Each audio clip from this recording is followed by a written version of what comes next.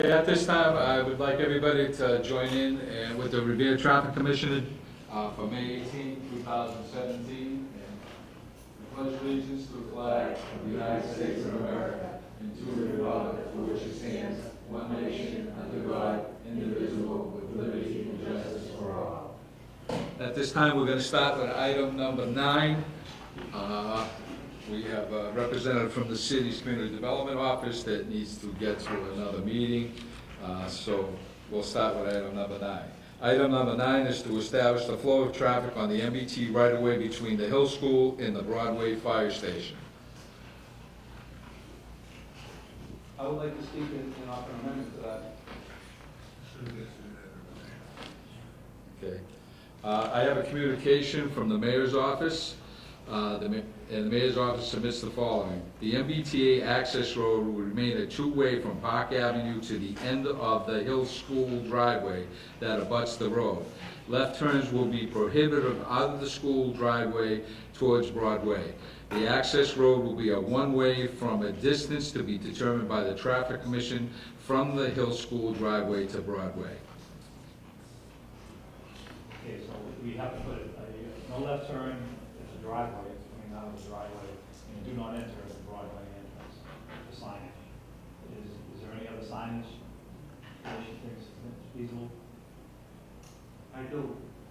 I would like to see some signage up for parking for firefighters along the station and for fire department business.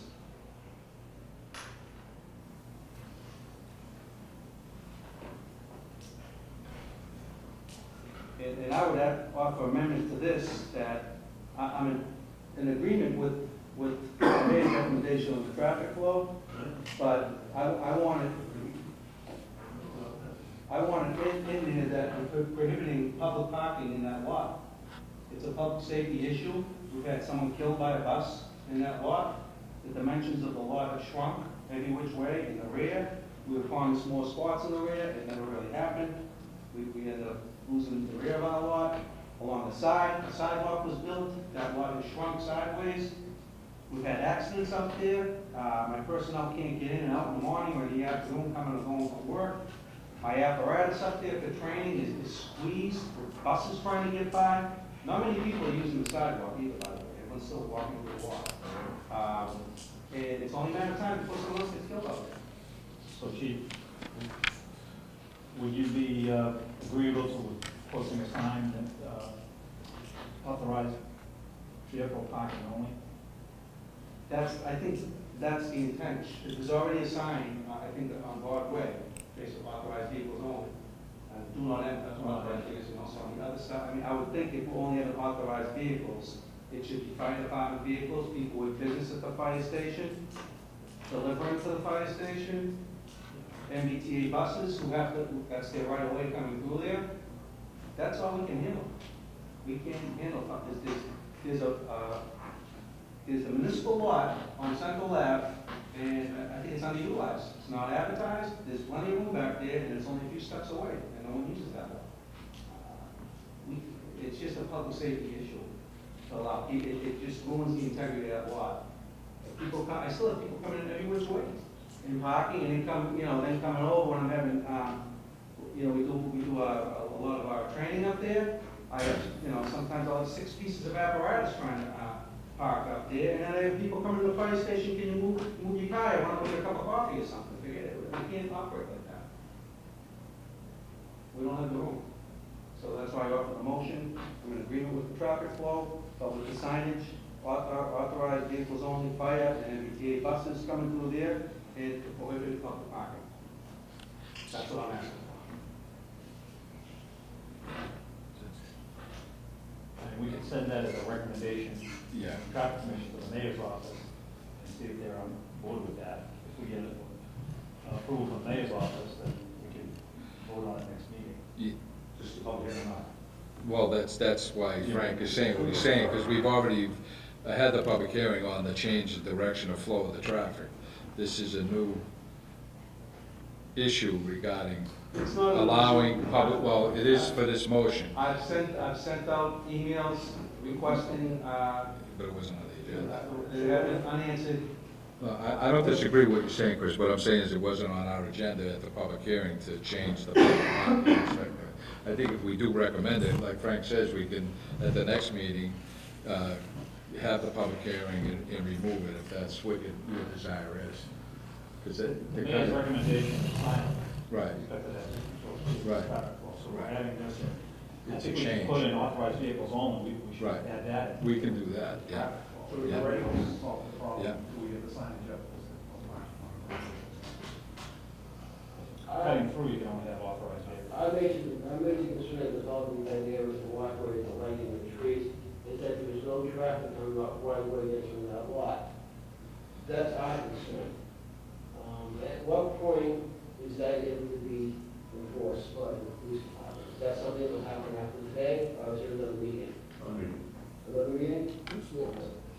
No. No, so this is the hearing, Yeah, we can vote on that today, so, yeah, you don't want any cars entering from Broadway, right? No one authorized vehicles to enter from Broadway into this Right. parking lot.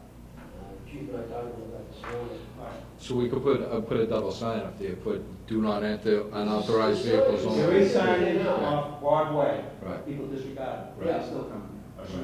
In the rear, there's just one sign with an arrow. They were supposed to, I thought we discussed having Yeah. an island also in the rear of the fire Yeah. station. So there'll be two signs there. People can't say, I didn't see the one way over there to the left. You recall with that Allen sheet that would have reduced your parking even more, that's why we made it the island. It would have restricted your whole area, that it wouldn't have worked.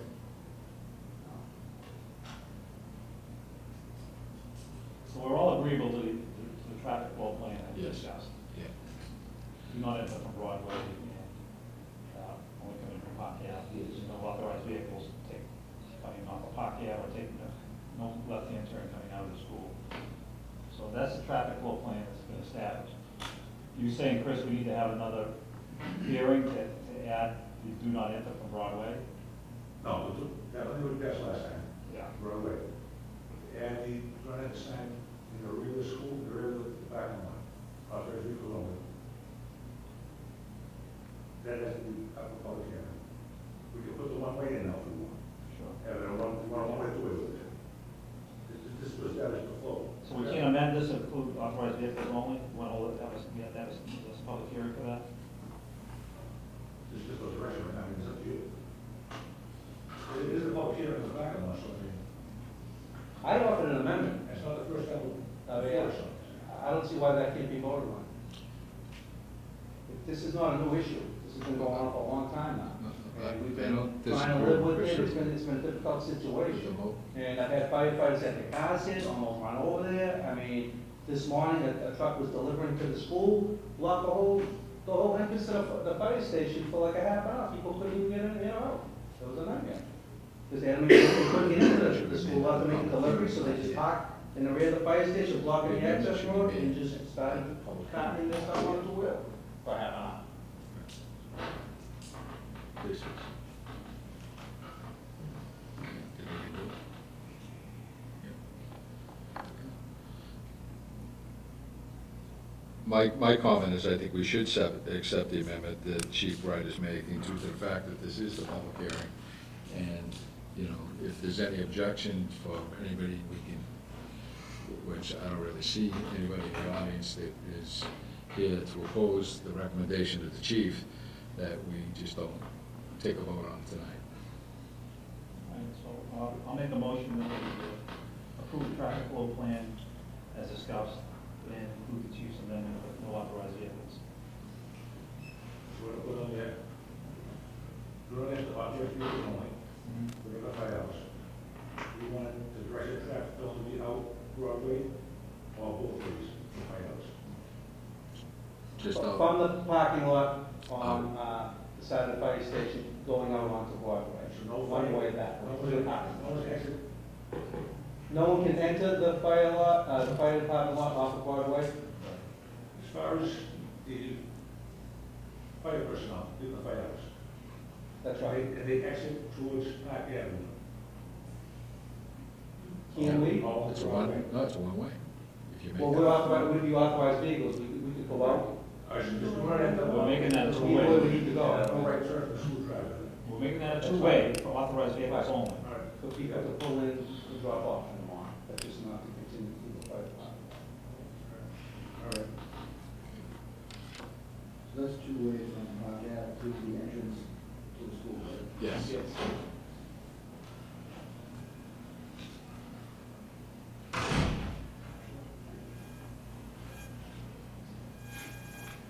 So through the chair, I can't have my amendment on the. Well, I think the motion, Yeah, I think absolutely. somebody seconded. I'll second that. Yeah. Well, it's your amendment, I'll second it. And again, to have something on the books about the box is not working. On the amendment by Chief Bright, all those in favor? Aye, the ayes have it, so voted. Thank you. John, you're all set. Gentlemen, thank you. Okay, I just seen Council Benasso just walked in with Council McKenna. Arthur, you are here for Fairfield Street, correct? Yes. Let's see what that. What number is scheduled?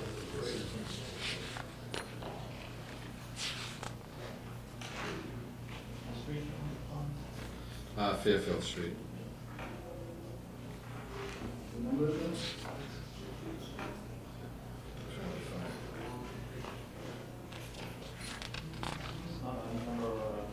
It's not the request, number 3. it. Yeah. Okay.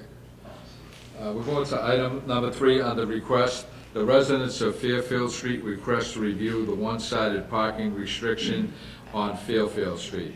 At this time, I'll open it up to members of the audience. Council Guanasso. Thank you, Mr. Chairman. It's certainly a pleasure to appear before the city body traffic commission. The residents of Fairfield Street, and I might say and suggest that not only the residents of Fairfield Street, but all the lower end of Revere Street, has a new undertaking in the past couple of months, one of which I have never witnessed. Yes, there are on the city ordinances a law stating that you one-sided parking only. But I've had the pleasure of 30 years of representing the people of Ward 3. And to me, we got along pretty well. And I thought we lived and let live and on the basis that there was ample parking, only if we were allowed to park on that side of the street. Now, I have a clear understanding of what transpired and why the thinking that the mayor and his administration decided to do this. And I might add, for reference to this, I spoke with the mayor a couple of months ago, and I pleaded somewhat with him that, please, do not do this. This is going to upset the neighborhood dramatically. And he said that he would take a hit on it, but I don't think that's the case. I think the case is that I'm taking a hit on it, and it's something that I didn't implement. And I'm in full agreement. It is an ordinance, it's on the books, and we all should be law-abiding citizens. But I think, in fairness to all those folks down on that portion of Revere Street that is immediately impacting, that we should have had a neighborhood meeting, a conference and conversation with the area residents before taking such a drastic measure. And it's a drastic measure based on the fact that it's impacted their daily lives, and there's absolutely no place to park. The only thing, and I'm very much aware, we are inundated now with commercial trucks. That has to stop. These people taking home these vehicles that are used for commercial use only and parking them on our side streets and on our residential areas, that's a detriment to the parking system. That's really hurting us drastically. When you get these, I have in front of my own home, electric truck, all throughout the holiday, very unsightly, not necessary. And it's a neighbor, yes, who operates that. But the truck is a commercial truck and he doesn't own it, he just takes it home. Because all these the business community now has an understanding that nobody wants commercial trucks or cars in their neighborhood. So they allow these people, their employees, to take these vehicles home. So there is an act in the community. What I would suggest is that in fairness to the fire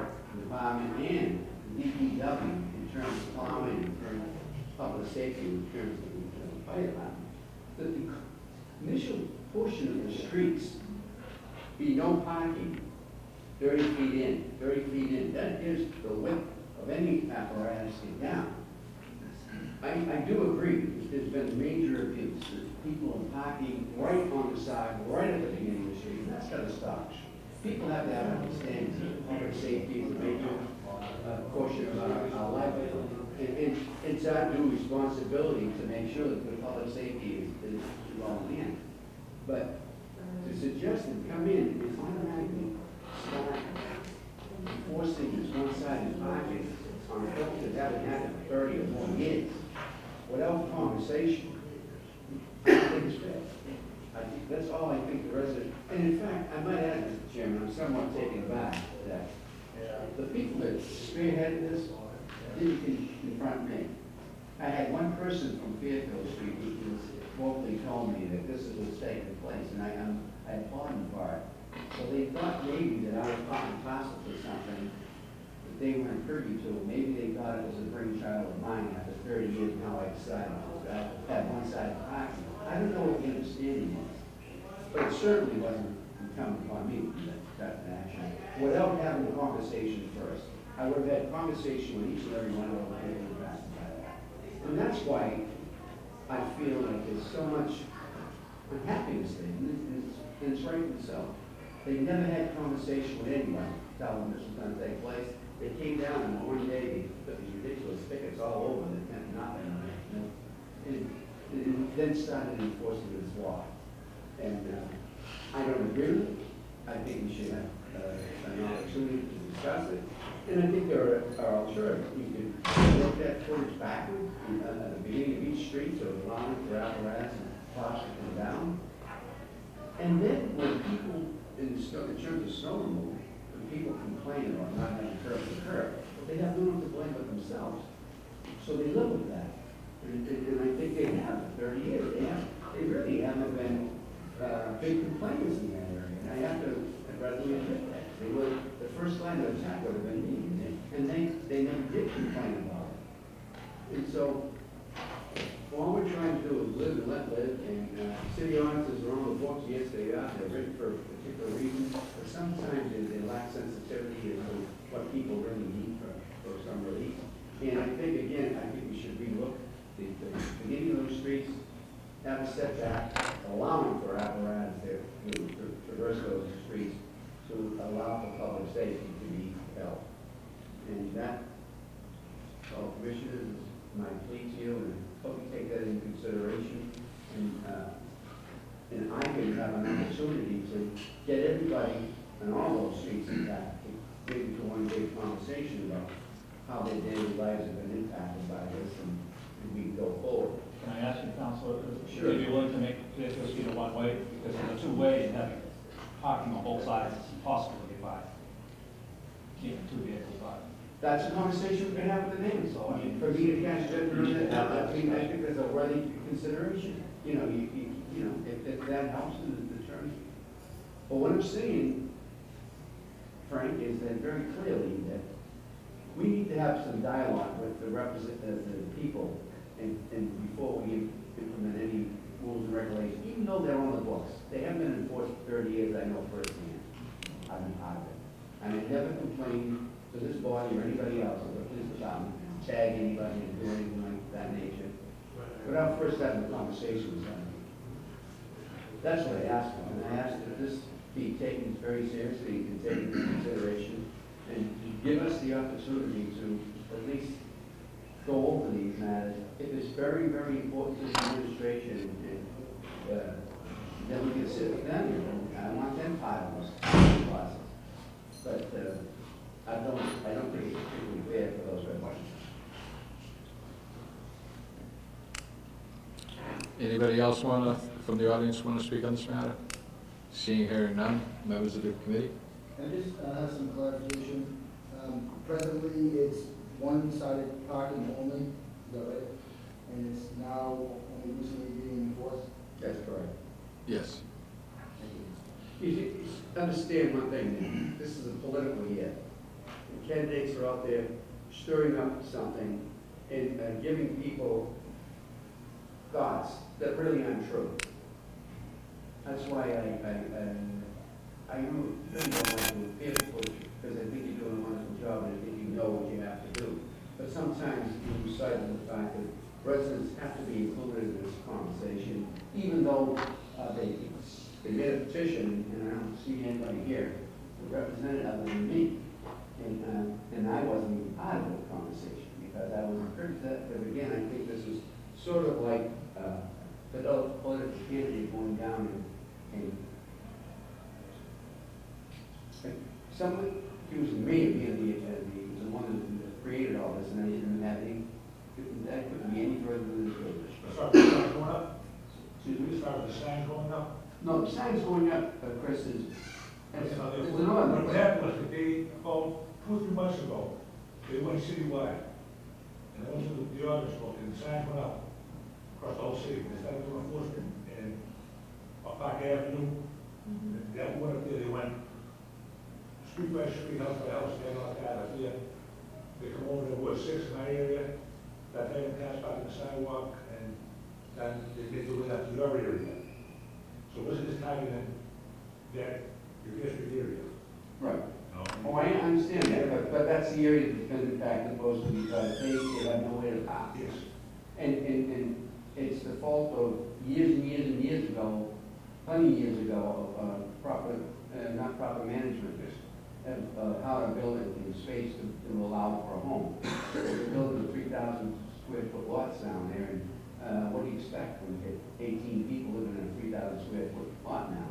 Things have changed in the last couple of years, and I'm saying drastically. And the new residents come in with 4 to 5 cars per household. So we have a changing environment, we have to adapt to it. And I agree 1,000% with what you're doing, but I think we should at least have some sort of a meeting before you start implementing these laws that have been on the books for 30 years and not giving them proper notice. That's the only thing I talk about, Chris, and I think that's a non-fairness. Also, Karen.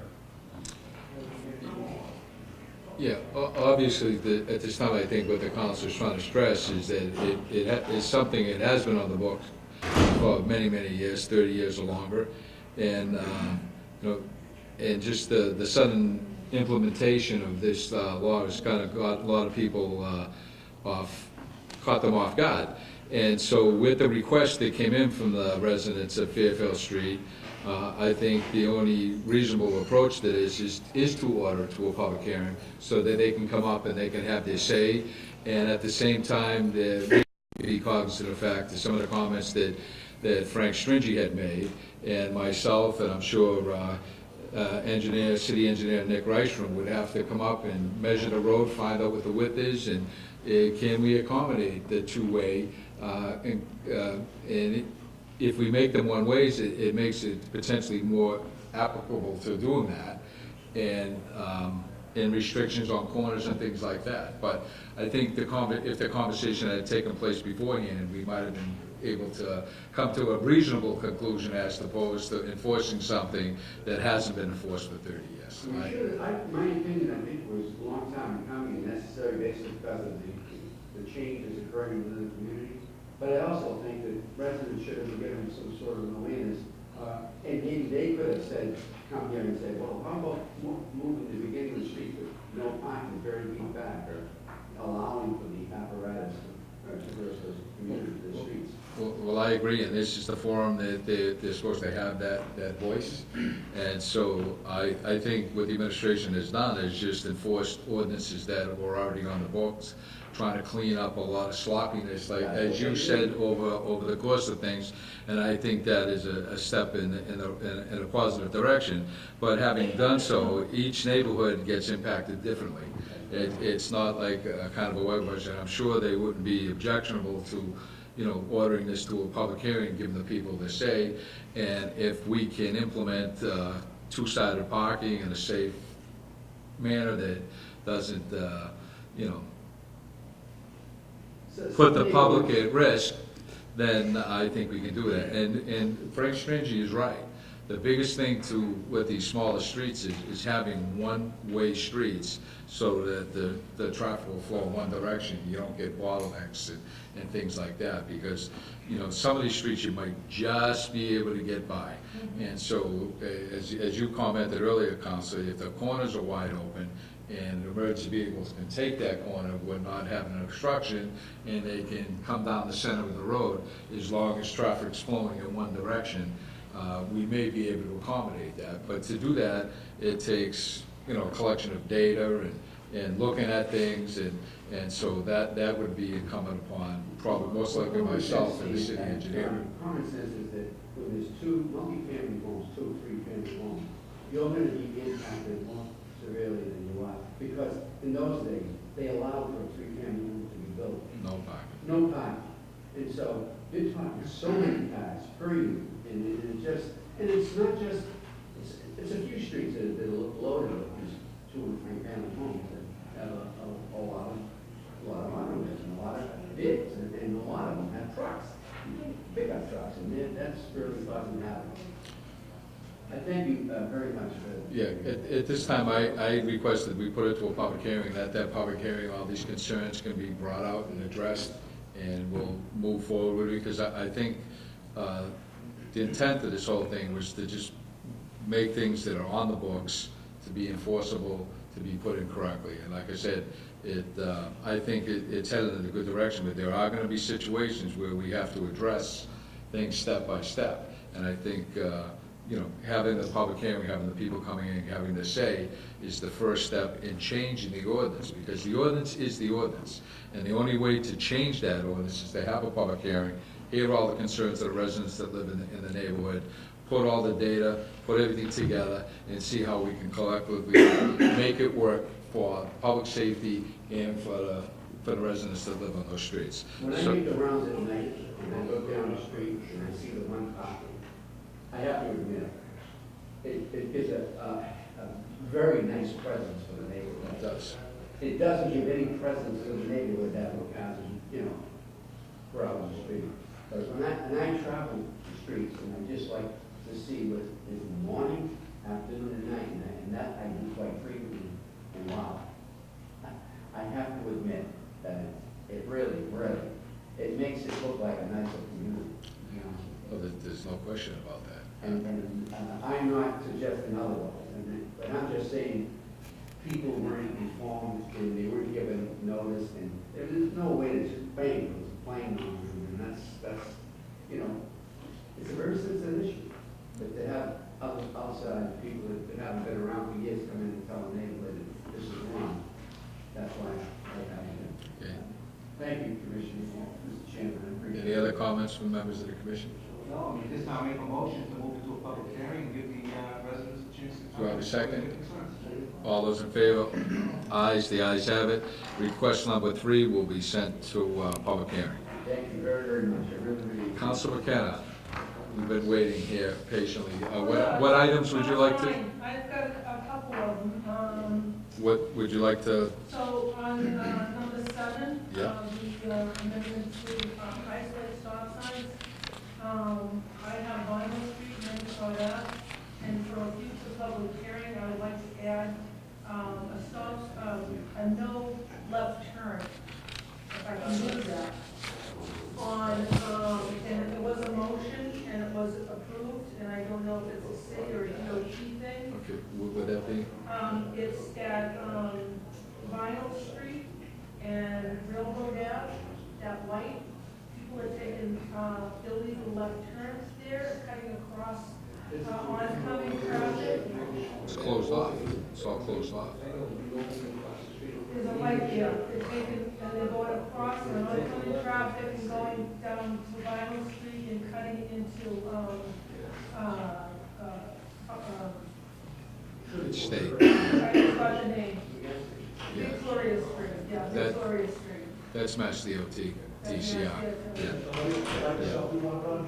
It's the light, yeah, it has a, it has, no left turn signal. no, it doesn't, it has a no U-turn sign, but it doesn't have a no. Used to have. It used to have. Oh, that's how it. Okay, thank you. And then, Bennington Street is a late motion.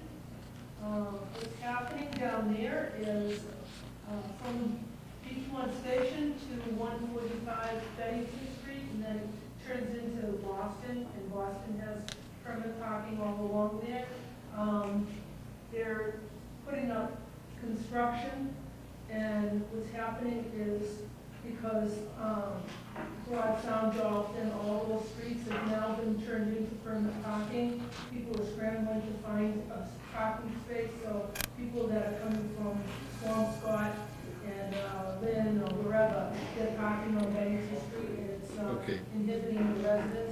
I don't want to, can we take, well, one subject at a time? So you initially, so we're on section 7, item number 7, and that is to amend Schedule 4 of Title 10, which is isolated stop signs by adding the following locations. And so we have several locations that are here. So we have Furlong Drive eastbound at Tomasello Drive, Furlong Drive westbound at Lee Burbank Highway, Franklin Avenue from eastbound westbound at Walnut Avenue, Florence Avenue northbound at Centennial Avenue, Arlington Avenue northbound at Centennial Avenue, Vinyl Street westbound traffic at Victoria Street, and Endicott Ave westbound traffic at State Road. Those are the items that are on this agenda item. I know Councilor Novoselsky, you have some streets in here that you're representing as well. Do you have any comments at this time? On behalf of Councilor Canada, Furlong Drive, right at Wendy's, when you're coming off Furlong Drive into Tomasello Drive, there's no stop sign there. People are just flying through that. Now, we own Furlong Drive, but we don't own Tomasello. It's our line stops there. Yeah, So what I'm asking is that we put a stop sign there, trying to get the people to stop. Just say, there's a stop out there, but there's no stop sign, there's no signage there at all. And the way people are flying down Tomasello, both ways of these people. They are flying here, and we don't own that. And coming out, even come flying down Furlong. Well, the thing, we mean coming out of where Wendy's parking out on the street there. Well, when you come in from Furlong, you have Tomasello. Yeah, Right, Wendy's is down the road, everybody knows. right.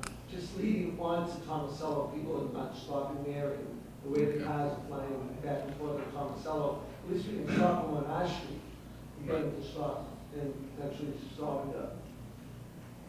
I don't believe that part of what we're considering Furlong Drive is city. The city property, that was just my thought, but we could request that the owners of the mall or the owners of Suffolk Down, which either one controls, because it, Furlong Furlong Drive is the ours. city. Furlong Drive, the extent of Furlong Drive is from the Burbank Highway to essentially the entrance where the Target.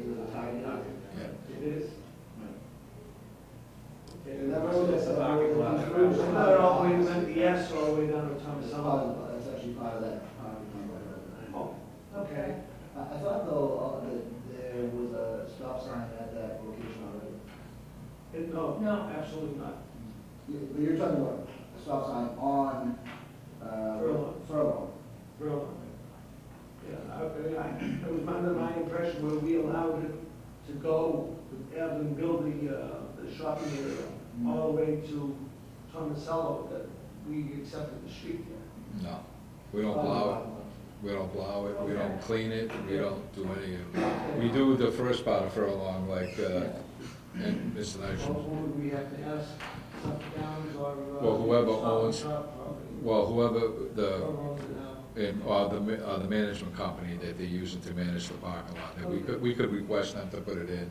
And, you know, if we send a letter through the solicitor's office stating that it is a public safety issue and it may lead to litigation, I'm sure they wouldn't mind spending a couple of dollars to put up a stop sign. The next stop is on the other end of Lee Burbank, yeah. Which we own. Which we own, Lee yeah. Burbank and Furlong, so Yeah, there's been a sign there, but it's not in the books. And Okay. it's, Okay. that's why I want to get it in the books, so it's Okay. legal, but, and sometimes it's up, sometimes it's down, it Okay. depends what happens.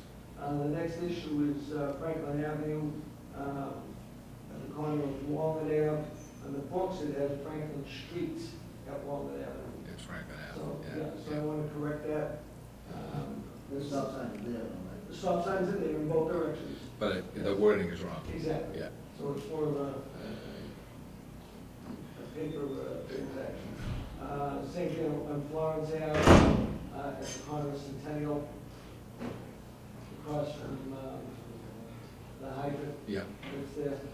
You want to get a stop sign there, and on the Arlington at Centennial, at the lower end, right? coming out. So it's coming out. Okay. And actually, number 8 relates back to this, because that's the removal of the paper. That's on the books. Okay. So, the next street, Vinyl and Endicott Ave, those represented by Yeah. Council McKenna, with your wishes, comments? Like I said, there's, people are taking that illegal left turn and cutting down to, Victoria Street at high Yeah. speeds. So, just to slow and stop the traffic, I'd like it, a stop sign there, coming down Vinyl Street, right where Victoria Yeah. Street is, so it will stop the traffic. And then Endicott Ave is the same thing. We have kids crossing there, and it's a, four ways. So I'd like to stop the traffic all four ways, so kids can, cross the streets, crosswalks there. So that's, I mean, those two are crucial. Okay, so the one on Endicott is at the church. Right. Yes, Yeah. no. Streets not out there, right? Before the church, there's one that was just put there, state, in, on Endicott and State, but one where the bus stop is, which Endicott stops, and then there's that. Yeah, you want it where Atlantic Avenue and, Yes. and where it intersects with Jones Road and yeah. Yeah, you want to put a four-way stop in that area there. Because it's very hard for the kids to cross the street. Okay. Yeah, it's a busy intersection, Yes. yeah. So it does make more sense to stop them there than, you know. This item is public hearing Yes, today. yes, it is, yes, I know that. I'll just double check. Okay, so at this time, are there any other members of the public who would like to speak on these assorted issues? Seeing and hearing none, I'll close that side of the hearing and open it up to people who are opposed. Seeing and hearing none, I will open it up to members of the commission. Members? At this time, I'll make a motion that we implement these stop signs. Do I have a second? Second. All those in favor? Then would, With the exception of the ones that aren't on city property, obviously. that include 7 and 8? Yeah, yeah. Can we make a request? Yeah. For the next public hearing, to put, to get a, no left turn on that, Vinyl and Railroad where the light is? I think Chris said he was gonna contact Mass DOT. Great. Okay. Okay. Yeah, it's gonna get worse this time of Yeah, year. it will. It's at the traffic's backing up to go towards the beach there, so people see that line back all the way up there. They take a left going down Victoria and coming on with the back to go down The the state line. police have been parking at the gas station. I noticed that, I can see that, someone pulled over there. Right. Okay, so we were done with that section 7. Do you have any other? Yes, I have a late communication, Okay, on number 3, Bennington Street.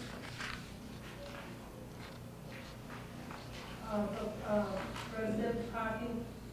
okay, So I would like to make, from, Beachmont Corner, which I think there are a couple of houses there that have permit parking, but I'd like to go down to 145 Bennington Street, because there's now 3 lots that are gonna be, under construction down there, and we have, no parking for the residents, because, we have, people from Swampscott and Marblehead and everybody that are parking there, and going to the train station. So, I would just like to try to avoid that, residential parking. good, yeah, we got Yeah, it's 145. so, yeah, we got a public hearing, this, 'cause it's, yeah. Out of the city line. Okay, I'm gonna make a motion at this time, we send this to a public hearing as is requested under the bylaw. All those in favor? Aye, the ayes have it. Mr. Chairman, we'll do, public hearing number 6. Yeah, Joanne, do you have anything else, I or? don't think I have anything. Okay. else. Oh, yes, I do have one more thing. Number 2. Yeah, Title 10, the handicap person parking areas by adding the following location.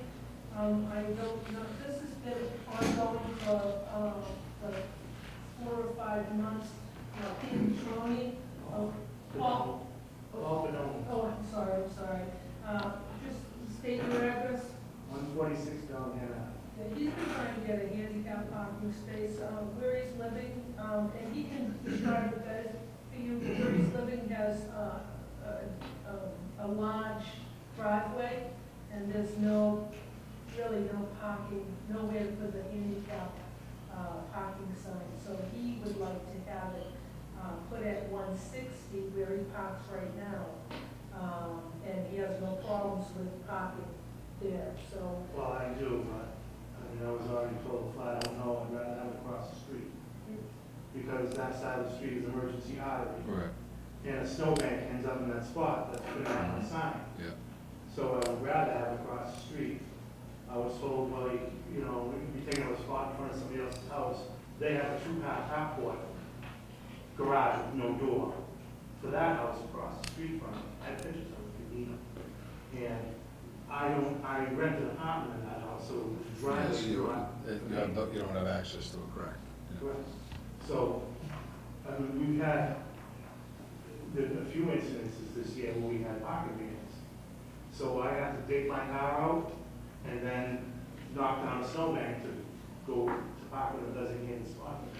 So I'd really like it across the street if it's possible. I mean, I don't understand, nobody's giving me a real good reason why not to have it across the street. It's a spot on the street that require a handicap on the spot. And I've been trying this since September, since I moved in. My first paperwork was filed in September when I moved into this place. I just need the I'll spot. talk with the handicap, okay? Yeah. He's renting the apartment, and there is a driveway at that residential restaurant, Yeah. trying to find a school spot on the street to put it. And then Commission on Disabilities, Has to approve. we're gonna try to find a spot out there, work with the council, we'll work to try to find a spot, put the sign, get back to us on. I haven't received anything from it, because I know Ralph has been working hard on a number of these things. I don't know if he has the other issue with this, that when it comes to handicap parking, due to the reason for handicap parking, you have to be within so many feet of the residents, because to deem it necessary, you know what I'm saying? If it's an inconvenience, exactly, that's what it's all about. I've Yeah. already suffered a couple of collapsed lungs in the last 6 months. And I have to keep, moving around is not very easy for me. So, yes, I'd like it close, but you're signing a death warrant for me if you want me to take down a 4-foot snowbank to park my car. Nobody's gonna do it for me, and I can't afford to pay someone to do it. So, that would be the ideal spot for me. For there was 1 or 2 days, yes, there were only 1 or 2 days where parking was in effect. But when it does happen, I gotta run to the street in a snowstorm and move my car across the street, which, upsets some people because I get a designated parking spot, and now I'm taking up one of theirs, per se. So it would just be easier for me, and I had just had to deal with digging my car out of one snowbank, the one that's left where my car is. Yeah, the problem is emergency arteries. And Yeah, then that's- Bellingham Ave is. It's tough. It's, Right.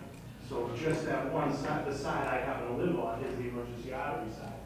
which makes it very difficult. If we put it there, Yeah. you wouldn't be able to leave it there during a snowstorm. You would have to move. Exactly, I know. But I think, That's why I'm requesting it across the street from the house, Okay. directly across the street. No, like, my concern is the residents that live across the street that have I understand they have a driveway, but,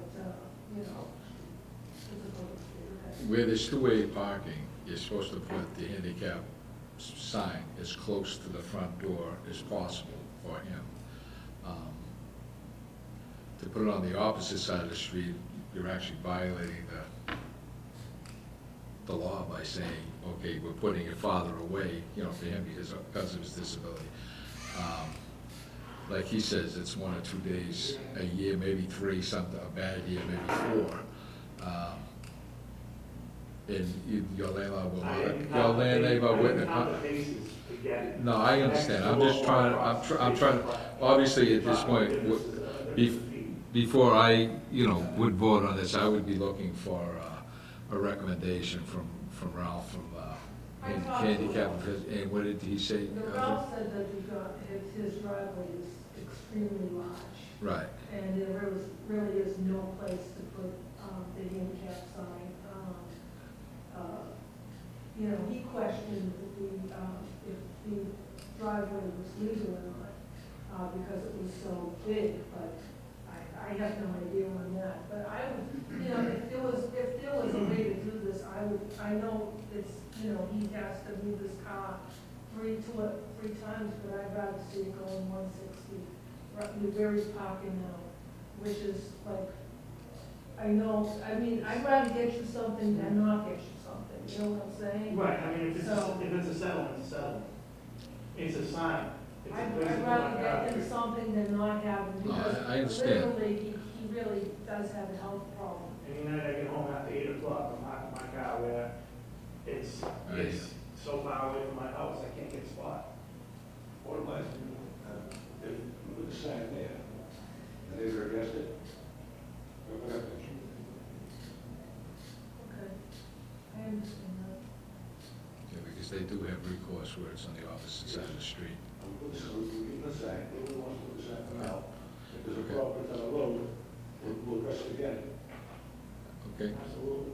okay, we have, We asked Greg, but we'll be there with. we have a recommendation from Officer Janino that a handicap sign be placed at 146 Bellingham Ave in an attempt to give this gentleman a full-time parking space. And if there is any objections in the future, we'll revisit them at that time. I'll make a motion to support that recommendation by Council Gino. Do I have a second?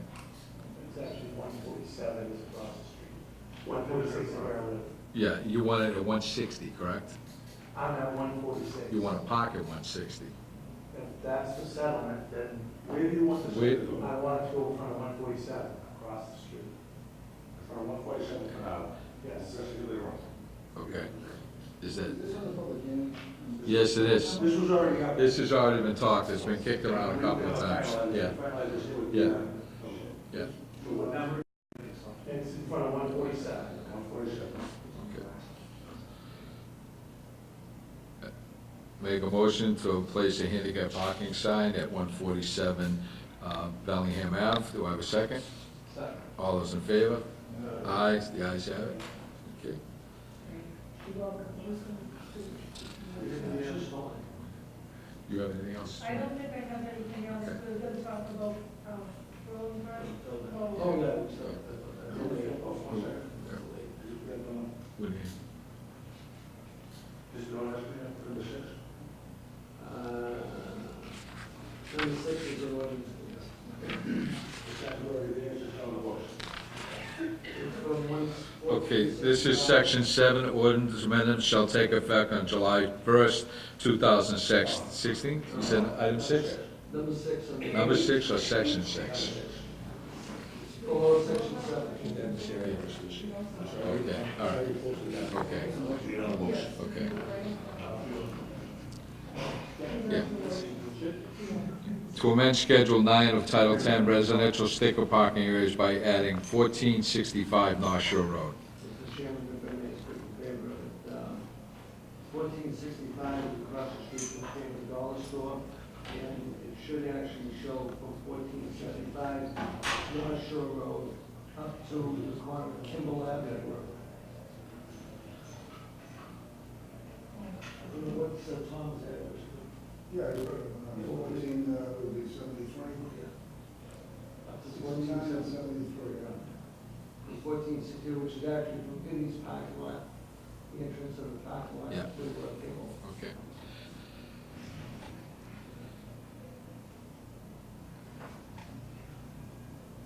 So. Okay, at this time, yeah. Okay. Tony, you want to speak on it, or Tony, or you? We're in favor?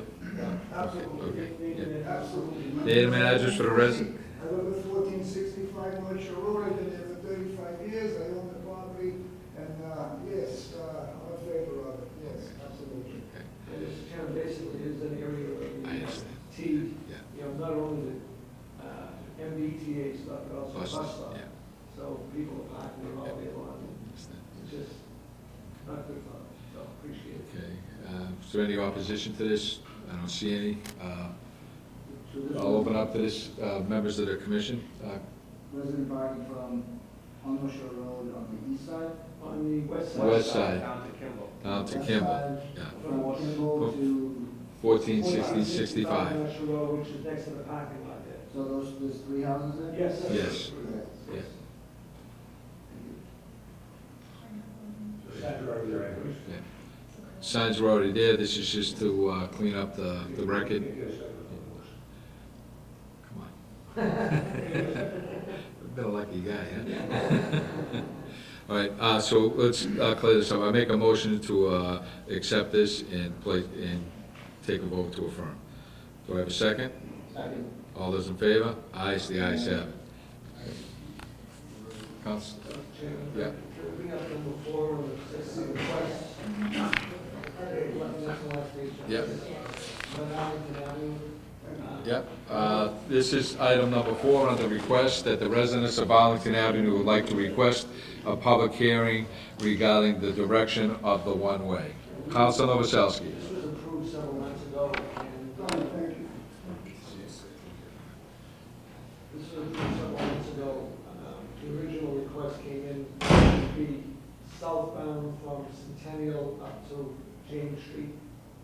And then some residents came in and said, no, we would rather have it from James Street down to Centennial. That's the way you know, they were the people that were there. Were there, right. Supporting it, and you as a commission approved that direction, which is northbound. Now some of the neighbors up the street are saying they want it to be heard to try and reverse it. So if we have a public hearing. let us- There has this say, correct. So we'll schedule that for the next meeting. Okay, And this way we can advertise it and let them know. right. I would appreciate if it's at all possible to get both sides together so we don't have a recurrence of this. Because there are streets that, you know, this, every year, back and forth, back and forth, back and forth, based on the numbers. So if we deal with it, I know you don't want to deal with it, and, you know, you're just trying to accommodate the residents. So, due to that fact, I'm going to make a motion that the residents of Arlington Avenue's request be approved and sent to public hearing. Do I have a second? All those in favor? Ayes, the ayes have it. I just talked about the wet drive, but I want to talk about Uh, I'm sorry. Mr. Chairman, Yeah. can you, deal with the proposed variance? Not yet. You want to deal with it? Or is- Okay. Yeah. Hold on. I'm gonna wait. Is Frank coming back? Yeah, okay. All right, I have a request from a member of the council. We go by the public hearings first, and we'll work our way through. So this shouldn't take too long. We're gonna go back to item number 1, and that's to amend Schedule 4 of Title 10, isolated stop signs by adding three one-way stop signs at Tedford Avenue and Oakwood Avenue. Where this is a public hearing, is there anybody here to speak on behalf of this? This came in from Councilor Patch, from the neighbors over on Oakwood Avenue. At minimum, I suggest a stop sign on Tedford Avenue, the traffic is heading towards Oakwood Avenue. As far as on Oakwood Avenue, so do this. Tedford to Oakwood? He's coming down Tedford at Oakwood. Okay. The neighbor down. Okay. Southbound. Is there anybody opposed to that? Seeing here or not, we have a request from Councilor. I'll open up to members of the commission. We have a motion by Chief Bright. I will second that motion on the recommendation of Officer Janino. All those in favor? Ayes, the ayes have it. Item number 3, as we already handled, I want to amend Schedule 12 fire lanes of Title 10 by adding the following locations. Beach Street, southerly, 85 feet to 1 Beach Street. This came in, The people that own the address to it, the cars are parked on the corner over there, and it's overlapping the travel lane. Plus, if there's an emergency with a fire truck and ambulance, they can't get into that part of the building where the cars are parked over there. And, I thought that, you know, there's a building also the one Beach Street, they're all over it too, as far as the fire lane is concerned.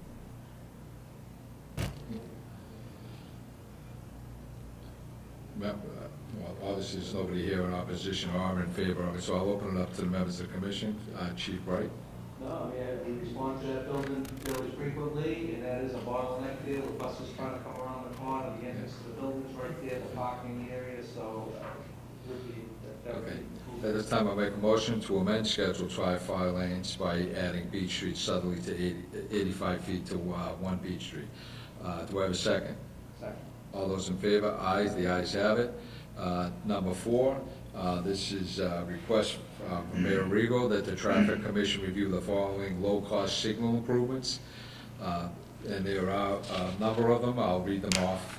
The first one is at the intersection with Fennel Street, Beach Street. The all-red clearance intervals for Broadway Route 107 approaches will be increased to 1.5 seconds, and the Fennel Street, Beach Street approaches will be increased to 2 seconds. At the intersection with Yeaman Street, the all-red clearance intervals for the Broadway Route 107 approaches will be increased by 1.5 seconds. At the intersection with Park Avenue, the all-red clearance intervals for the Park Avenue approach will be increased to 2 seconds.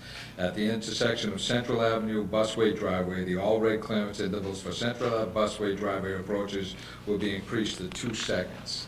At the intersection with Cushman Avenue, School Street, the all-red clearance intervals of the Broadway Route 107 approaches will be increased to 1.5 seconds, and the Cushman Avenue School Street approaches will be increased to 2 seconds. At the intersection with Malden Street, Ambrose Street, the all-red clearance intervals for the Malden Street, Ambrose Street approaches will be increased to 2 seconds. At the intersection with Fennel Street, Beach Street, the pedestrian clearance interval concurrent with the Broadway Route 107 will be increased from a total of 14 seconds to 15 seconds, and the pedestrian clearance interval concurrent with Fennel Street, Beach Street phases will be increased from a total of 14 seconds to 17 seconds. At the intersection with Yeaman Street, the pedestrian clearance interval will increase from a total of 12 seconds to 14 seconds. At the intersection with Park Avenue, the pedestrian clearance interval concurrent with Park Avenue phase will increase from a total of 12 seconds to 15 seconds. At the intersection with Central Avenue Busway Driveway, the pedestrian clearance interval concurrent with the Broadway Route 107 will be increased from the total of 12 seconds to 13 seconds, and the pedestrian clearance interval concurrent with Central Avenue Bus Driveway phases will be increased from a total of 12 seconds to 15.5 seconds. At the intersection with Cushman Avenue, School Street, the pedestrian clearance interval concurrent with Broadway Route 107 will be increased from a total of 12 seconds to 18 seconds, and the pedestrian clearance interval concurrent with Cushman Avenue, School Street phase will increase from a total of 12 seconds to 16.5 seconds. At the intersection with Malden Street, Ambrose Street, the pedestrian clearance interval concurrent with Malden Street, Ambrose Street phase will be increased from a total of 12 seconds to 17 seconds. At the intersection with Revere Street, the pedestrian clearance interval concurrent with the Broadway Route 7 will be increased from a total of 12 seconds to 16 seconds, and the pedestrian clearance interval concurrent with Revere Street phase will be increased from a total of 12 seconds to 18.5 seconds. Each intersection will maintain the 6 or 8 second pedestrian walk phase. The flashing do not walk intervals will have 4 seconds less than the calculated minimum pedestrian clearance time to be applied to all red clearance intervals. Overall minimum pedestrian clearance times will be met and will not change. Councilor Junior, These changes are a result of a project commissioned by Mass DOT and executed by local consulting traffic engineer, Hudson. These are signal and interval changes that will improve the traffic flow on Broadway and also make the pedestrian intervals safe and also bring them up to the standards of the state in terms of safety and that sort of thing. So it was done over the course of the the later half of last 2016, and that's where these come from. There is some other more drastic improvements that would need to happen, but those are not shown here. I would say that from an engineering standpoint and a safety standpoint, I would be in support of the changes that are outlined in the code. Yeah, but this has been a topic of conversation for quite a long time, and I think everybody deals with the ongoing problems on Broadway, and I think these changes will help that tremendously, and hopefully we can get this done as soon as possible. So at this time, I will make a motion that we enforce and put in all these changes as submitted by Mayor Arrigo. I would second All- that. All those in favor? Aye, the ayes have it. We'll move on to item 5, Schedule 1, parking penalties. 6, heavy commercial vehicles, restricted streets and schedules. 7, sidewalk parking of Title 10 and Chapters 10-32-210, 10-32-211, 10-32050. Councilors, anybody wishing? Yes, and,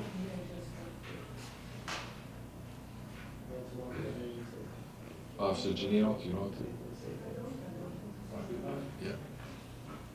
Yeah. This is to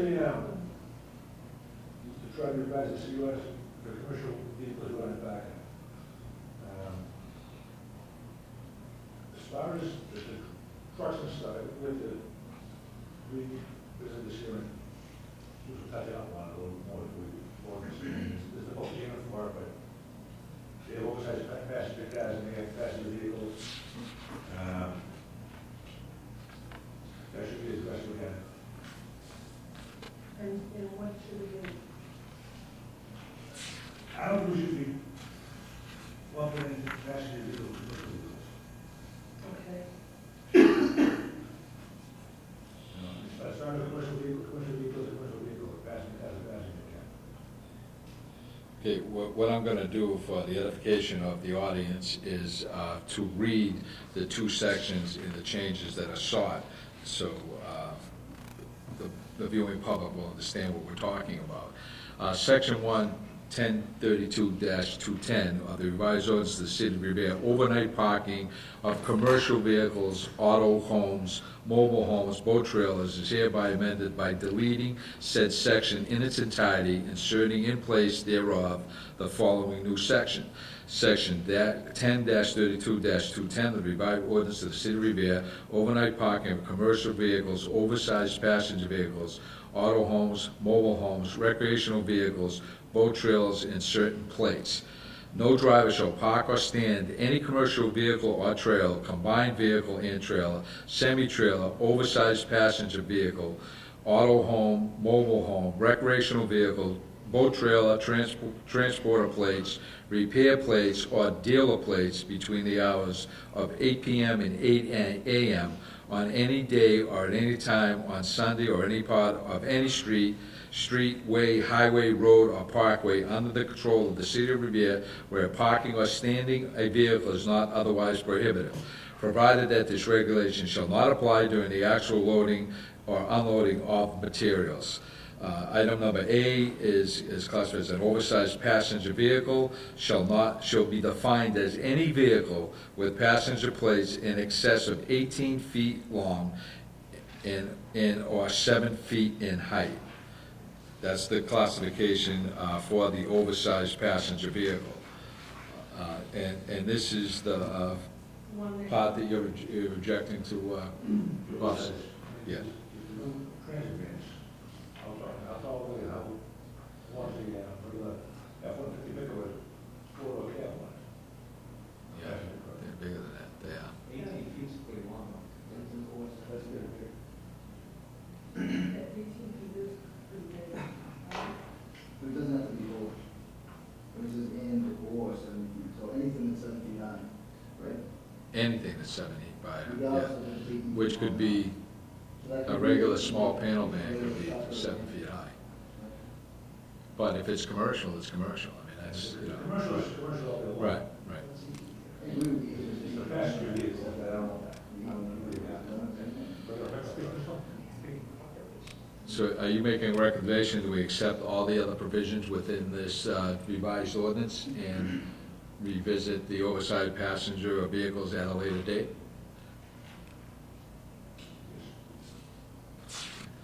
So I will make a motion to implement all other issues that are revised in section 10-32-210 and omit the part of what is defined as an oversized passenger vehicle until we get more clarification as to how it's going to impact regular commuting residents.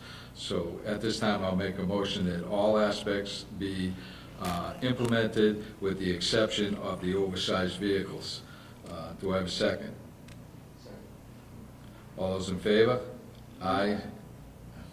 The ayes have it. Okay. Section 2 is a new section, and this is 10.32.211, commercial vehicle parking. Application for a permit is inserted into Title 10 of the revised ordinance of the City of Revere as follows. Section 10-32-211, commercial vehicle parking, application for permit. Subject to the following conditions, a resident may apply for a commercial vehicle parking permit. 1, a valid business certificate must be on file with the city clerk's office for the business associated with the commercial vehicle. 2, commercial vehicles shall be registered to a Revere address. 3, vehicles shall be under 10,000 pounds gross manufactured weight. 4, vehicles shall have less than 6 wheels. 5, the traffic division of the police department shall inspect the size of the vehicle and provide a recommendation on an approved form to the parking clerk on whether said vehicle meets the size criteria. 6, 1, commercial vehicle weight permit will be issued per household. That's 1 commercial permit per household. Number 7, permit shall only be valid on the street in which the vehicle is registered. Number 8 is the cost of the permit shall be $420 per calendar year. Permit shall expire on December 31st of each year. If permit is lost, stolen, permit will not be replaced under any circumstances. So in the event of a lost permit, this is suggesting that you would have to buy another one. Officer Giannino. Good, right? Mr. Chairman, if I- Councilman Novoselsky. That's a question. It says, number 2, says the commercial vehicle shall be registered to a Revere address. Correct. Then you go down to number 6, it says 1 commercial vehicle will be issued per household. So what we're saying, you know, and then it has to be registered at that household. Now you're saying that it could be registered someplace else. No. Could be a- No. To Broadway, to Broadway, Yeah. to Broadway address, and you live over on Thornton Street, you get, as long as. Take 1 So vehicle. they can park in 2 places. 1. No, what? You- 1. You get 1 permit. It's only valid for the street that's registered. Yeah. You bring registration for Broadway right there, and your license comes back at 400 again. You take your permit, you drive. This question to any Revere address. What they're saying is that the truck needs to be registered to a Revere address, so that if you work for some firm up in Tewksbury, like we had the problem with some of these Xfinity trucks, that they had 3 and 4 and 5 parked out in front of somebody's house. So what it is doing is it's protecting the local businesses to be able to have, if you have a single occupant, maybe you're in the service-oriented business, you can have 1 vehicle. But if your business is registered in Boston, you cannot park that car in front of you. What if the business is in Revere?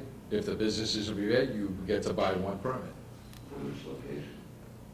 for where it's going to be with the residents, yeah.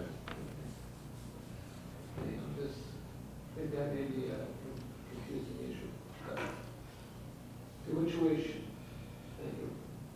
And basically, this is all part of the zoning issue too, because if you look at the zoning only allows 1 commercial per Never mind the commission. per residence. Right. Now, so what we're trying to do is clarify this, because you can't have 2. Right. That's what we're trying to say. So people are trying to use the parking regulations and the zoning regulations to try to get 2 spaces.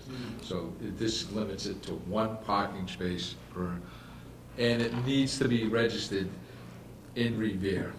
It can't be registered, like if you work for a business in South Boston, for a plastic company, you're not gonna park that van in front of a house in Revere.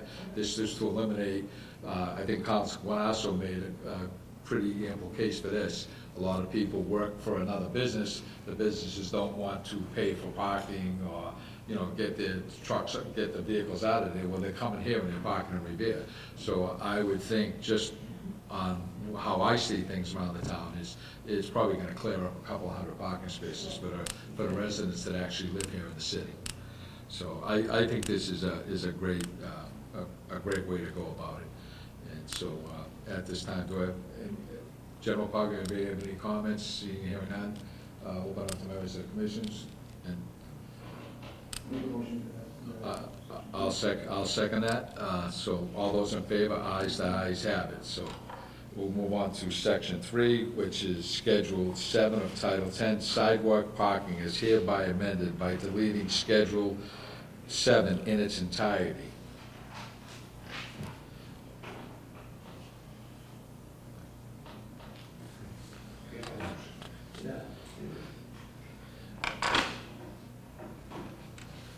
Thanks a lot, Chris. Okay. I understand kind of why they want to do it, but there are streets and streets and streets. I would like to know what streets are going to be affected, so we can make kind of an educated, but I think we'll see those requests. I know Beechwood has a grandfathered, well, this is eliminating that, doing it, so. well, what I wanna do eventually is I wanna make, the hill one ways, so, Brad Street out one way, Crest out Yeah, one way. we talked about it before. Yes, and so that would eliminate the, street parking, because, I mean, the sidewalk parking, because right now you can't even get down the street up there. Well, I think the intent of this here is, because I know I run into it quite a bit, and I know the city engineer and his planning for what he's doing in community development is, you know, there's an active approach up at City Hall at this point to replace sidewalks and, you know, beautify the community. And when we allow cars to park on top of, you know, freshly poured cement, it creates an issue. So, but at the same time, it's gonna create a big void in the ability to park your cars within the neighborhood. So, this could get a little contentious. I don't know if we table it for the time being and try to get input from various councils on how it's gonna impact their Well, I'm community. definitely gonna have a Right, form right. solution, so. But I think this is something that's probably overdue, and like I said, what we should do is try to figure out how we can accommodate parking on the street as opposed to parking on the sidewalks. And in some streets, it's going to be, you know, virtually impossible. Nick and I talk about this a lot of streets are not wide enough, especially where there's two-way travel. And I think when we go down this road, if this is what we're gonna do, and people want to have parking on both sides but not on the sidewalk, you're gonna see many, many, many streets turned into one-way. So it'll be no different than what you see in like the city of Boston, Cambridge, you know, any of your larger Quincy communities like that. And so when people want change, they want the beautification, they want the sidewalks repaired, they want to slow down traffic, they want to do this. These are some of the approaches they're gonna, and it never comes easy. You know, there's gonna be some difficulty in putting this in here, and it's gonna take a lot of planning. And I think that this really is to maintain a lot of the assets that the community is spending thousands of dollars trying to repair, and they want to keep it that way. We've done streets in the city since I've been here. Sidewalks 4 or 5 years ago, they're crumbling because we allow people to park on them. So it's, you know, brand new concrete, you go out there, a month later, somebody's parking on it, it's cracked. So I think it needs to be addressed, and I think it's a good approach. It's just that this is gonna take a master plan in order to kind of implement this, because we've allowed so many streets to allow two-wheel parking on top of the sidewalks. And if you look throughout the Commonwealth and throughout it's not really an accepted practice anywhere else, and so, yeah. Yeah, it is, it's, well, it's more, it's, the ADA is a big issue, and at some point, cities and towns are gonna be fined and probably be disqualified from taking, state and highway, not chapter 90 grants if you don't comply with the law. And this does not comply with the law, and what this motion does is it does comply with the law. And I think that's what the intent of the makers of this motion is to comply with the law. And so it enables us to beautify the community and maintain and, have respect for the assets of the city of Revere. There are very few, in my opinion, advantages to parking on the sidewalk. Right. There are, however, many disadvantages. Yeah. Forces, aside from ADA issues and passability, in some cases forces people to walk in the street. It also shortens the life of our sidewalks, as Mr. Chairman, you had stated. I don't think that from a layout or an engineering point of view that parking half on the sidewalk, number one, is an accepted practice or should be allowed in any place. I realize that there's a shortage of parking, but safety shouldn't really be compromised for parking convenience. And that's my opinion from safety and engineering point of view. I kind of concur with my colleague. People don't see the downside of this, but it does cost residents money as well, is because when you're parking on sidewalks, that's where our service boxes are, to shut your water on off at your house. And a lot of our problems are created by people parking on top of that service box, because it's not designed to, withstand the pressure of an automobile or a truck. And what that does is it creates pressure on the curb stop, and depending on, which side of that curb stop the leak actually develops, it costs the city anywhere from $5,000 to $6,000 each time we have a leak, and it costs the resident $5,000 to $6,000 every time that leak happens on the house side of that curb stop. So the delineation between what's the city's responsible and what the residents is responsible is this much. So, and we do quite a few. You've had a couple yourself in the last couple of weeks, Counselor. And so it happens on a weekly basis, sometimes multiple times during the course of the week, and a lot of things happen because of the winter when cars parking on and it's frozen and everything's selling and stuff. So there is a lot to not. I think there's more benefit not to parking on sidewalks than allowing it, and in today's world, it is a violation of the Handicap with Disabilities Act. So, do we have a motion on the floor? I make a motion to accept this section, to change in the ordinance. Second? I'll second. All those in favor? Ayes, the ayes have it.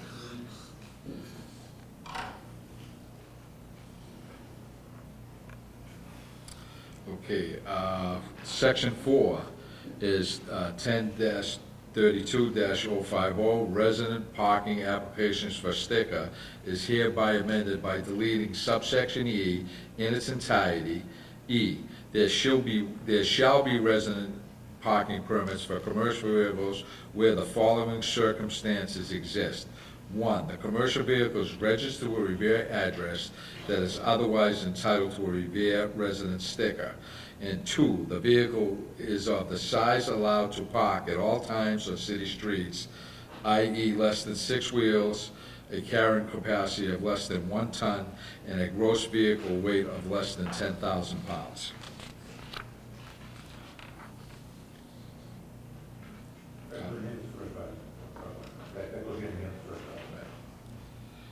At this time, I make a motion to accept this. Second.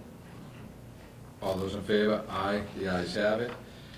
Section 5 is Schedule 1 of Title 10 Parking Penalties, Group C.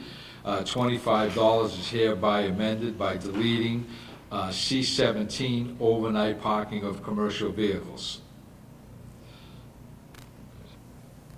Is that, can I ask a question, is that an increase in the fee, or what's the change? We're removing 25, increasing to 50. Because of the new fee for the permit, right? 5 and 6. Yeah, 5 and 6 come together, I haven't read it yet, Nick.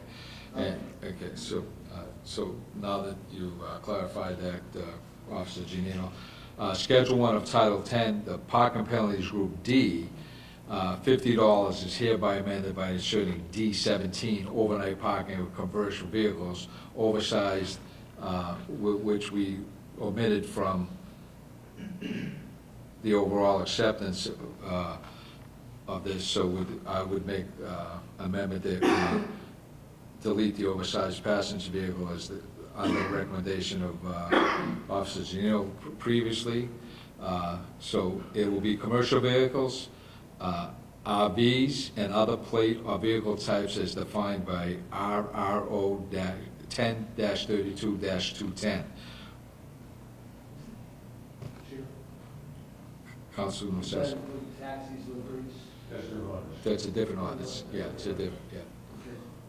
So just to be clear, a favorable vote would remove the $25 fee, change it to 50? 50, correct. With the omission of the oversized passenger vehicles, which would be reviewed further as we talk about them. Yes, Correct? correct, yeah. All those in favor? Aye, the ayes have it. Okay, what, Section 7, we already dealt with. Section 8. None. Section 9, dealt with. Section 10. To amend Schedule 8 of Title 10, parking restrictions generally by adding Winthrop Avenue across from the MBTA train station, no parking anytime, along with a no parking on the sidewalk side. Councilman McKenna. Thank you, Mr. Chairman. We're having a problem down there. It's decreased a little bit because I've been going in there and asking them to move their car, but what they're doing is they're parking all 4 wheels on the sidewalk, and it's impassable by pedestrians. They do have a space, and if they open the gate, they have 3 spaces, but they choose to park all their 4 wheels on that. It's an oversized sidewalk, so they're parking all 4 wheels on it. I just want a no parking sign, so I don't have to keep on going into the train station Yeah, it's- and asking them to move their car. Okay. These are either MBTA vehicles or MBTA employee vehicles, Yes. correct? And they can park in the Yeah. parking lot for Yeah, nothing. yeah. At this time, I make a motion to accept. Thank you. All those in favor? Ayes, the ayes have it. Thank you Okay. very much. Item number 11 is to amend Schedule 1 of Title 10 parking penalties by removing the following. Group B fine, $20 each. 23, parking to obstruct street sweeping or catch basin cleaning. To amend 1 of Title 10 parking penalties by adding Group D fine, which will increase it to $50. And 23, parking to obstruct street sweeping or catch basin cleaning. Comments? This year, we stopped towing the motor vehicles usually. We're just gonna tag them. We stopped, it used to cost them 90 for a tow, 36 feet, $20 a ticket. We just basically decided we don't want to tow the cars anymore. We just want to tag them and go around, as other towns do. So the problem is Revere is an area on Summer Street last week, where the cars aren't moving. So they feel they increase the fine to $50, the maximum fine for the street sweeper. They'll encourage the cars to move. We get these areas cleaned up. Without towing the cars, costing a poor person who pulls up for 5 minutes, tow everything else. We had the same problem when we went to Bath, so we had like 25 cars that didn't move. Different cars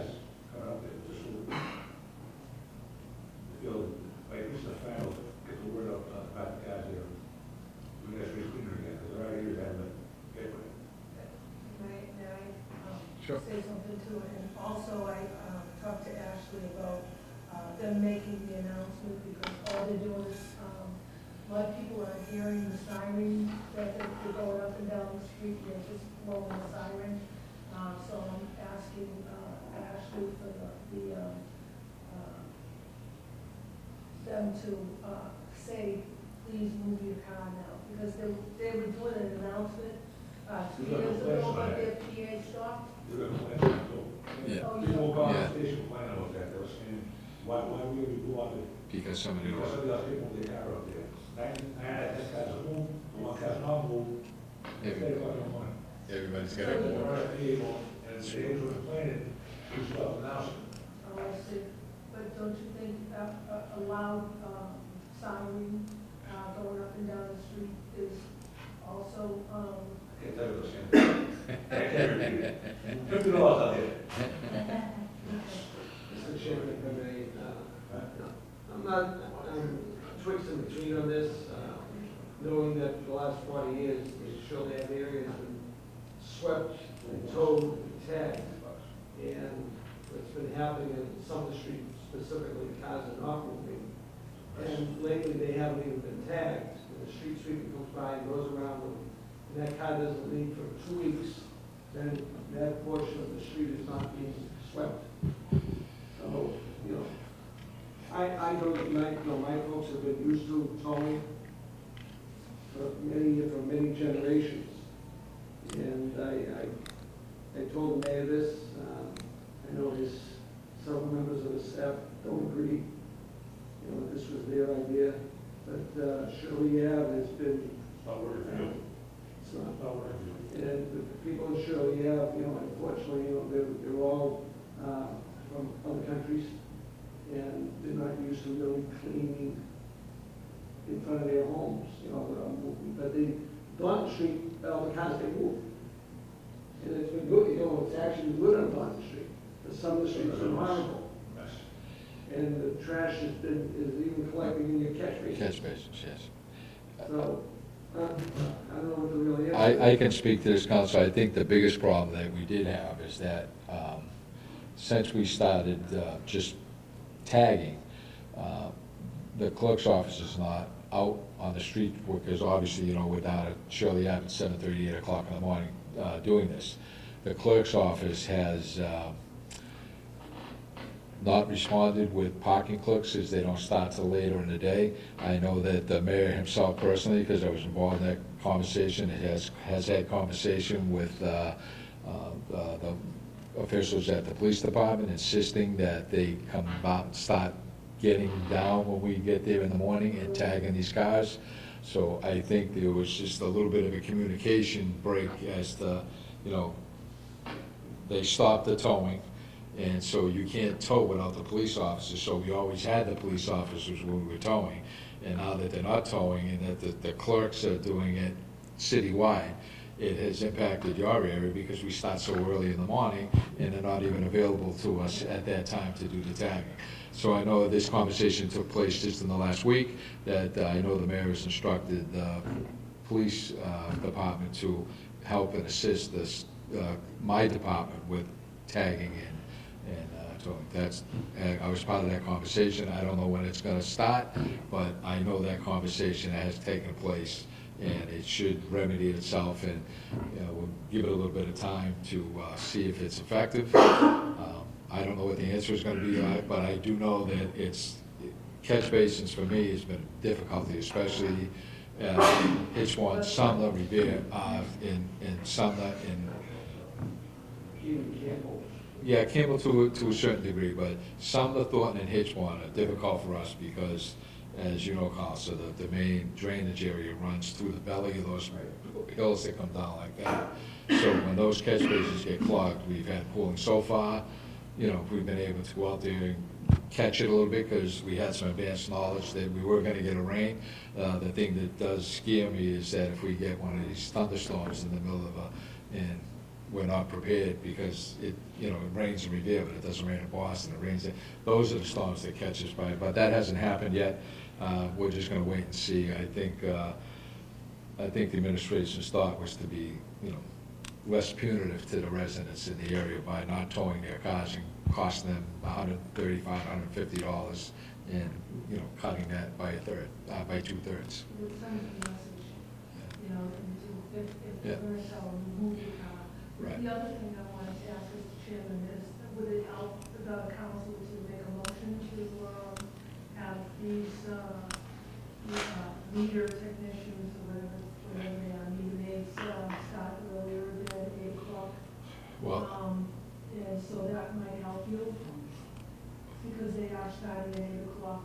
well, that's not for me to speak. I do know that that would either require changing their work hours and maybe increase the salary of the budget in the unions and things like that. So where it's only 3 or 4 streets, I think once the plan is put together between the administration and the police department, I think that probably could alleviate itself. Because historically, like Ira said, we've had no problem there as far as the police doing what they do, but obviously they're not towing anymore, so the need for the police officers is not there because no cars are being towed. So I think it's gonna be a wait and see game as to see, you know, how the plan actually works out. And I think at this point, we're probably gonna have to give it some time to prove who's right and who's wrong. Right now, it's Right. upset. I'm gonna get in the streets. Right. Yeah. Well, they're not getting clean because they don't, because the people who live on the street don't move their cars. The Where, other thing is too, is that we're paying so much money just for people to come out and Not able to, not to the option. right, yeah. We do in-house on the streets that I was saying.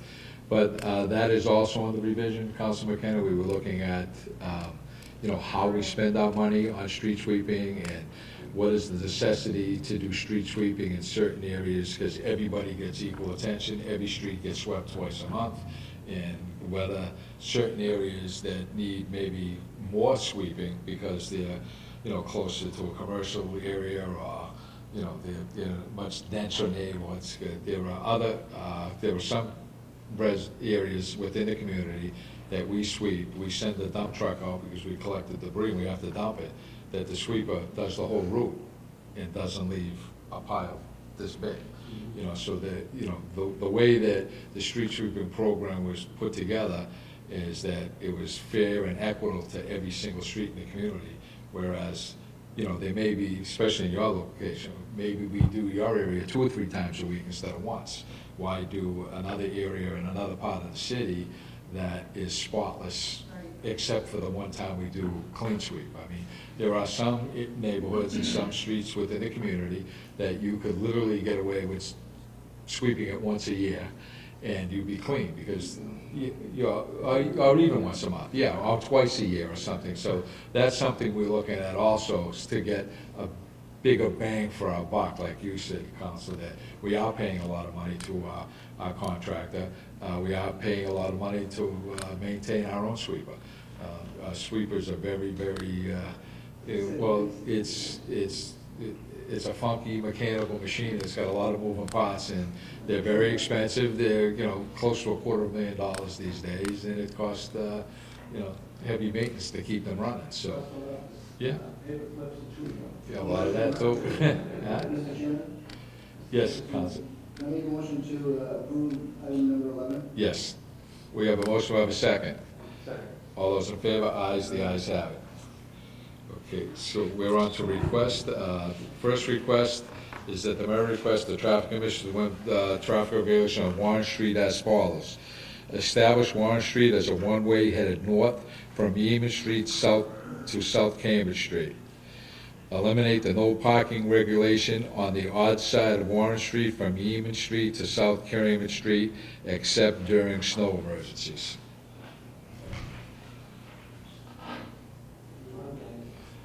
Well, this is a request from the neighbors on, from Warren Street. This will have to be ordered to a public hearing. I had conversation with the mayor today. Obviously, we want to look at if we can accommodate, he does want to do this, if at all possible.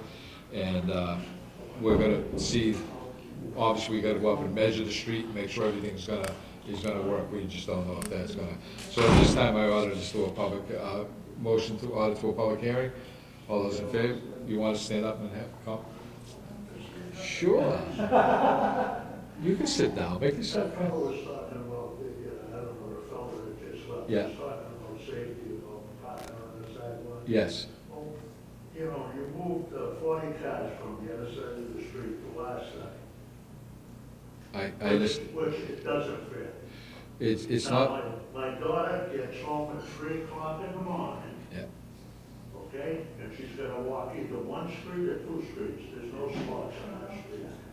3 o'clock in the morning, a young girl walking home, okay? You wanna talk about safety? the problem It is, didn't work.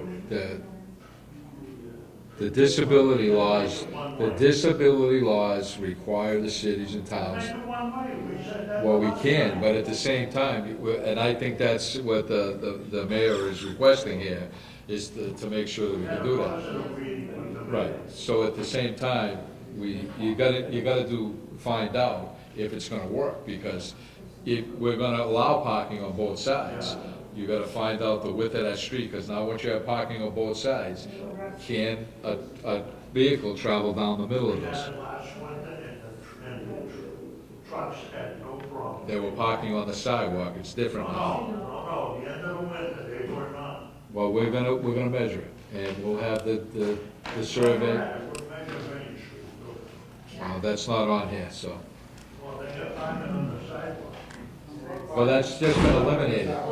That's just been eliminated with the motion we passed previous to that, so that's, yeah, that's been eliminated. I pay $5,000 a year in taxes, and I can't park in front of my own house. Not only I can't park in front of my own house, I can't park on my street. Yeah. It's crazy. So we can't go out at night. It's crazy. We're prisoners. Yeah, it's true.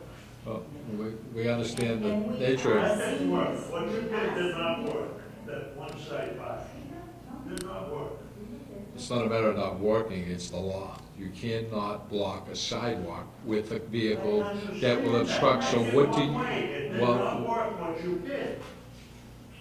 I understand that. well, it worked as far as Disabilities Act, because the sidewalk is not parked on, it's not blocked. Now, the parking issue is a separate issue to the issue of not allowing vehicles to park on the sidewalk. Well, that's what we're gonna try, that's what we're gonna try and do. All I'm telling you is it didn't work. Okay? Oh, it's already been on to a public hearing. Okay, item number 2 is Councilor Kiefer's request to amend Schedule 8 of Title 10, parking restrictions generally at the city ordinance by removing location. Proctor Ave, southerly from Broadway to Amasa Street.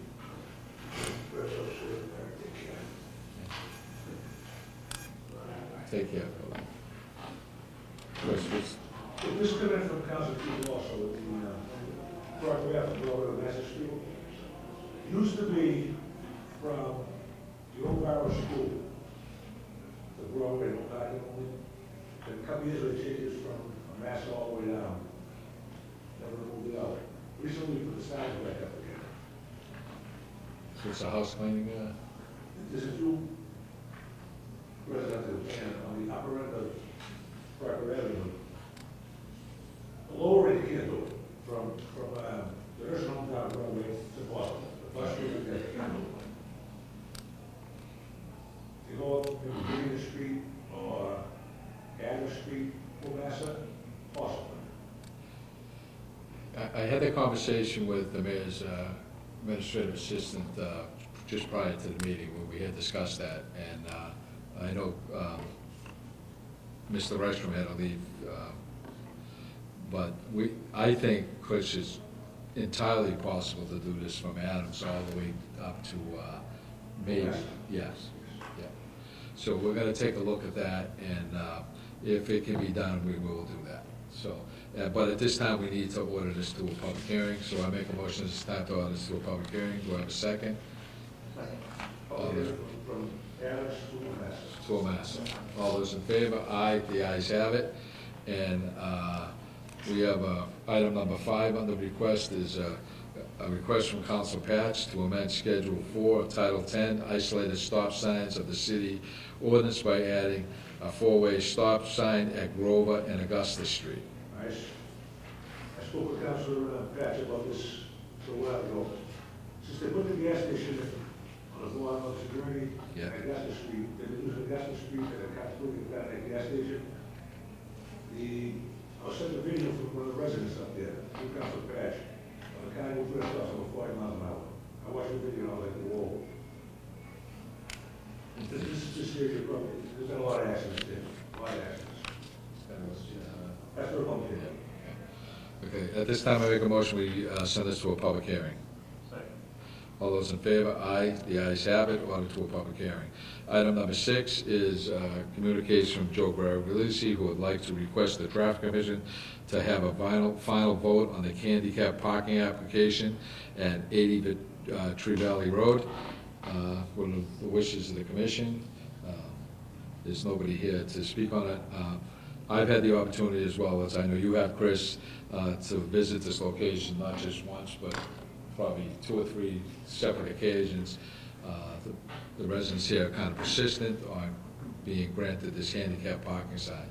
As I see it, there's a huge driveway there. They own the home. There's no restriction to using the driveway or the garage.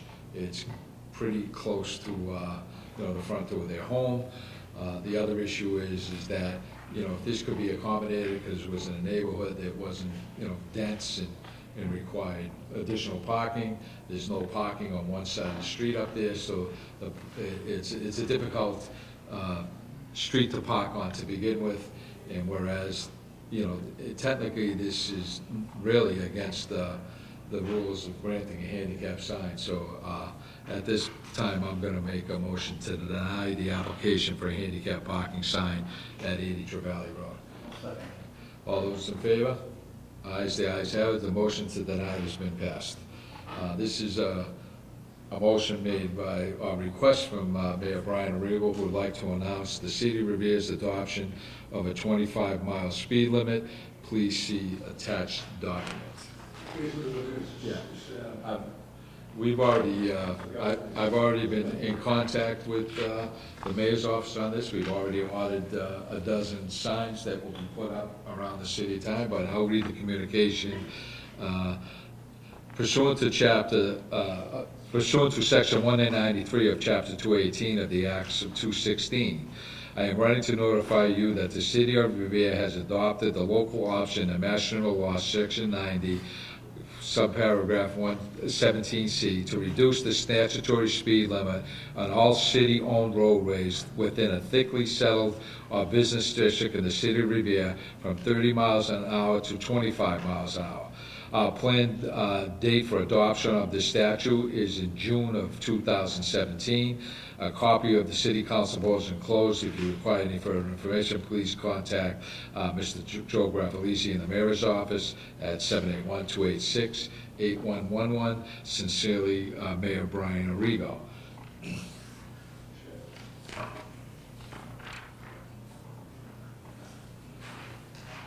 And what this is going to do, we are going to post upon entering the City of Revere a sign stating speed limit unless otherwise posted. So there may be streets within Revere, like some of the highways and stuff, that are going to be higher than 25 miles an hour. But generally, all your side streets, unless it's posted other than 25 miles per hour, that will be the speed limit throughout the community. So when you're in any thickly settled area of the city, or even in some in all residential areas, we don't post speed limit signs up and down everywhere, but it will be 25 miles an hour, and it will be strictly enforced for the public safety of the residents of the City of Revere. Those signs will be going up shortly. We've ordered them, and as soon as they come in, we'll be putting them up. So what the statement is that the speed limit within the confines of the City of Revere will be 25 miles an hour unless otherwise posted on that street. So that's the text of the law and the signs, and you will see them coming up. They're going to be highly visible. We've made them kind of like a bluish color, white color, so that they will not get confused with other types of signs, and they will be putting it, areas coming into the city. You'll see other cities and towns that post outside the community, and that it will be enforced throughout the entire community. So the speed limit in Revere as of June 1st will be 25 miles per hour unless otherwise posted on that city. So that's what we voted on here this evening, and this needs to go to a public hearing as well. You sure, Chris? You're changing the speed limit on certain streets? Oh, this is the state thing, right? Yeah, that's right. Title 10. That's, So all we're doing is the traffic commission will agree upon it. okay, The council will agree upon it, so we can just put it in place. okay. So as, That's on Walnut Street, that's not having 30 miles an hour. are they posted? Simon Street is 35 on those. Okay, So we have to look at the current, I have a speed limit in my office. Look at the current regulations out, so the speeds are already up there, right, and if need be, reduce. we have to hit those streets again, do a survey on them. So car count survey, 50% out what the speed's gonna be, and reduce the speed to 25 on those streets, because we have this entire street on the book is 35 miles an hour. Okay. We have it for 30. Well, that's what the intent, if you see the sign will say 25 miles per hour unless otherwise posted. So if we do have Sergeant Street posted at 35, then that's the speed limit. So, like you say, I'm sure there'll be other streets that will, We'll hit them up yeah, after we okay, get that. okay, very good. All right, There's one more. yeah. You know, late community, I'm sorry, it's the, Council. which one is it? Berlin Drive, to remove, Oh, late communication, yeah, it's a late okay, communication. okay. It's to remove, right now, there's no parking anytime, and we have a business on there, Airport Diner, which Yeah. is getting affected Yeah. by the no parking sign, so, what I just wanna do is, Ira and I, we just want to, remove the signs from 30 feet from the westerly FedEx, to, Sunoco. And that would clear, and that's in the dot right in the middle of that. And that's on the. That's west- on That's on Thomas, South, yeah. That's on the south side. So there's one area you want to turn Yeah, over there? that's it. Will affect trucks coming in and out of there, because the problem we had, Yeah, trailers, when FedEx and Brewer, with the other trucks, they we've can't, had numerous accidents, I call it, the trucks coming in and out of there. Right. And that, we had some businesses, they double parked in their cars. yeah, Remember the sign down and stuff like that? So if this is only that upper section, by the diner, we probably work it out. Yeah, it's just, if we could There's a just whole do it thing. with the diner, because she really is getting affected by this with no parking. We walk, we have, you think we walk through it? yeah, I think we need to look at that, Chris, because, we did have a lot of problems with down there. We had a lot of accidents down there. We had a lot of vandalism with our signage because they were tearing them down on a constant basis. And, you know, the issue was not just, you know, parking right up to the highway, is that there's a visibility for access and egress coming in and out of there, so that was part of the problem too. So I think a field visit is probably warranted here before the next public hearing. So at this time, I would make a motion that we send this to a public hearing. All those in favor? Aye, the ayes have it. Motion from again. And late communication, item number 1 is to amend Schedule 9 of Title 10, handicap parking areas by inserting the following locations. 22 Crystal Avenue, 49 Victoria Street. At this time, we'll allow that to a public hearing, and Chris, would you send a communication to Ralph Chico to check out these locations with you as well? Yes. Okay. And that's, do I have a motion to adjourn? He was already taken out. Yeah. Yeah.